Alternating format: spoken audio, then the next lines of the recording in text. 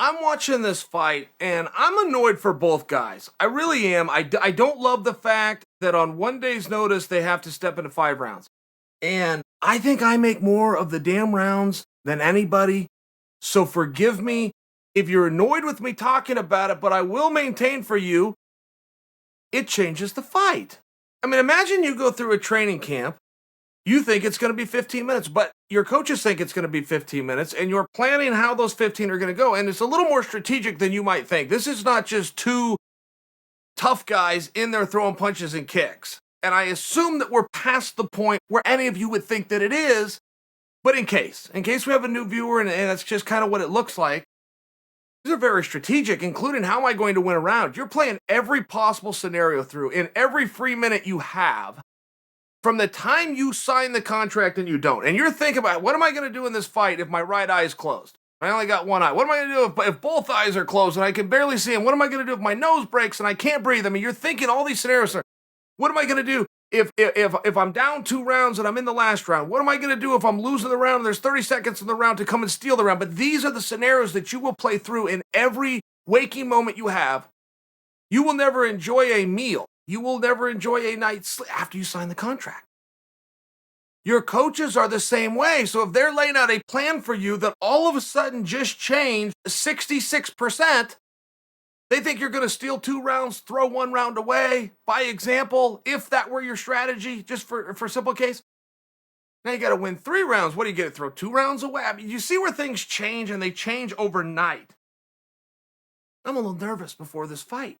I'm a little antsy before this match. So Devin comes out, and one thing that I think that Anthony had in his favor, whether Anthony knows this or not, and I think if Devin were here, Devin would say, Chael's right. It was Devin's first time in a main event. Not to mention he's taken on top guys in the world who just fought for a world championship. Not to mention he's now got all eyeballs on him with the power of ESPN. There's a lot on it. Whether you want to admit that or not as an athlete, I'm not going to feel those pressures. I want those. I welcome those. You can say all the right things. When you're in that moment, you feel it. You may overcome and you may be victorious. I'm just suggesting you're going to feel it. And I think that Anthony had that in his favor. And I think that the 5-round proposition, as daunting as that is for both guys on one day's notice, is more daunting for Devin, who had never done it. Not only is Devin not in the 5-round club, he'd never even been signed up for 5 rounds.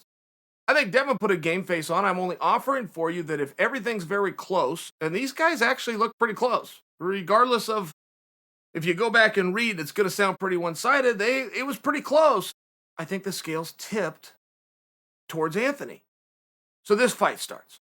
And this guy was an athlete. This Devin Clark is an athlete. He came across that ring so damn fast, and he starts a cage fight by kicking Lionheart right in the mouth.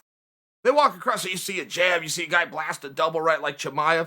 Devin walks out, plants his feet, kicks Anthony right in the face. Okay, game on. So these guys start fighting, but Devin's fast. Like, the one thing I'm noticing about him is how quick this guy moves. Anthony gets double unders, throws him down. And when Devin hit the mat, Devin paused. And one thing, if you're ever going to turn this into a scramble or hit the mat and bounce up, get right back up to your feet, there cannot be a pause. That pause can be 5 seconds long. It can be 0.5 of a second long. If there is a pause, you're going to be down there a while. So Anthony throws him down, gets right into side control, pauses him, traps his wrist. Anthony starts to go to work. All right. Devin gets his bearings about 60 seconds, 2 minutes later, scrambles up. And again, when I was telling you how athletic and fast Devin was, he showed it again. When he decided to move, it was like a whip. I mean, he was so quick. So now Devin's on top. Okay, Anthony's on bottom. And I do think it comes back to, I think that Devin was a little bit burned out. I think he blew up a little bit in terms of just the anxiety and the rush, because he was in a very good position. And Devin is an excellent wrestler. Off the top of my head, going through his resume, I believe he was a junior college national champion. Put that in perspective for you. That is the same championship that Rumble Johnson won. That is the same championship that John Jones won. That is the same championship that Tony Ferguson won. To put that in perspective for you, very meaningful. So he's pretty good. He's on top now. This is probably going to be a long night for Anthony. And it looked as though Devin was a little bit deer in the headlights. It really looked like that. And Anthony, meanwhile, been there, done that. But Anthony's not used to being anything but a main event. He's not used to having anything but a trying and back and forth first round. It just looked like Anthony, the experience paid off. There's very few times in fighting where experience pays off. That is largely a word that is used. That is true in other sports. But in fighting, you don't usually leave the ring better. You leave a piece of yourself in the ring. You leave worse. The more fights you have, the worse.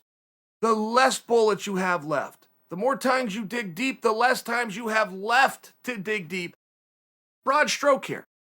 But it appeared to me that Anthony's experience and all of the things that he had overcome and gone through in this one moment, for this one night, for this one victory, I think it really paid in his advantage because he was in a precarious position. I mean, he's on bottom of a national champion wrestler. As calm as could be. Just kept working, just kept fighting. Oh, we're going to fight from this position now. Boop. Gets to the submission, taps him out. I mean, all in all, I thought it was a very impressive victory. It was a needed victory. It also put Devin on my radar. I knew the name, and I've seen a couple of Devin's fights, but I did not realize what a great athlete he was. I didn't realize how fast that he was. And I do give him a little bit of a pass for coming up short. Even if it was a first round fight, I give him a little bit of a pass. Your first time in a 5-round atmosphere is daunting. Your first time headlining a show, being at ESPN, he did them all three. And by the way, took it on one day's notice. I mean, not for nothing. Anthony wins. Devin, good job.